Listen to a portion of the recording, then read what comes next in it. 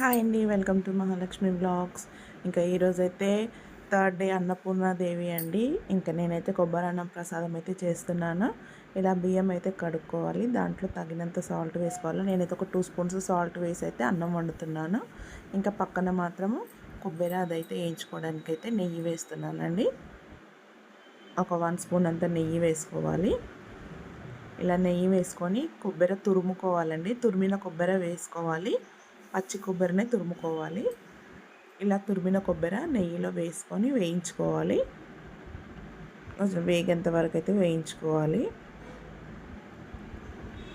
కొంచెం colour change అయ్యేంత వరకు వేయించాలండి. అది కొంచెం పచ్చి వాసన ఎక్కువగా ఉండకుండా నెయ్యి వాసనతో బాగుంటుంది.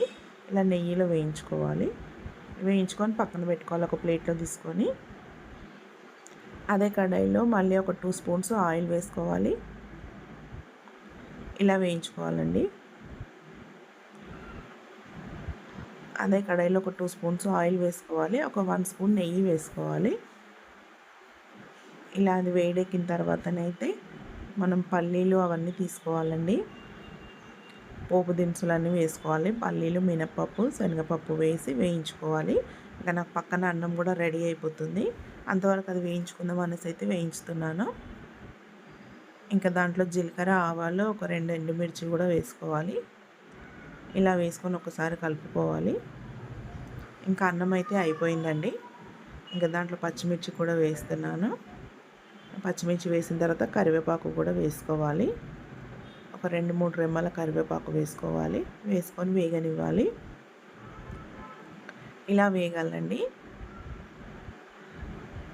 ఇలా వేగిన తర్వాత నాకు అన్నం కూడా అయిపోయింది కదా. ఇంకా అన్నంలోనైతే చల్లారిన తర్వాత ఇంకా నేనైతే వేయించుకున్న కొబ్బరి వేసుకుంటున్నాను. దాంట్లోనే ఇలా పల్లీలు ఇవన్నీ వేయించుకున్నాం కదా, అదంతా వేసుకొని బాగా కలుపుకోవాలండి. ఇది కలిపేటప్పుడే మళ్ళీ కొంచెం సాల్ట్ వేసుకోవాలి. అన్నంలోనైతే వేసాను కదా ఒక 2 స్పూన్స్ అంతా, నేను మళ్ళీ ఒక 1 స్పూన్ అంతా అయితే దీంట్లో వేస్తున్నాను. అన్నంలో వేసి కలుపుకోవాలి. బాగా అదంతా కలిసేలాగా కలుపుకోవాలి. ఇలా బాగా కలిపిన తర్వాత ఇంకా నేనైతే ప్రసాదం తీసుకెళ్ళడానికి అయితే ఒక బౌల్లో పెట్టుకుంటున్నాను. ఇంకా నేనైతే గుడికైతే తీసుకొని వెళ్తాను ఇప్పుడు. ఇంకా నాదైతే రెడీ అయిపోయిందండి కొబ్బరి అన్నం అయితే. ఇంకా నేనైతే కొబ్బరి అన్నం అయితే రెడీ చేసుకున్నాను. ఇంకా గుడికి వెళ్ళడానికి అయితే రెడీ అయిపోవాలి. ఇంకా కొబ్బరి అన్నం అయితే అయ్యిందండి. ఇంకా బాగుంది టేస్ట్ అయితే. మీరు కూడా ట్రై చేయండి. నచ్చితే మాత్రం తప్పకుండా లైక్ చేయండి, షేర్ చేయండి, సబ్స్క్రైబ్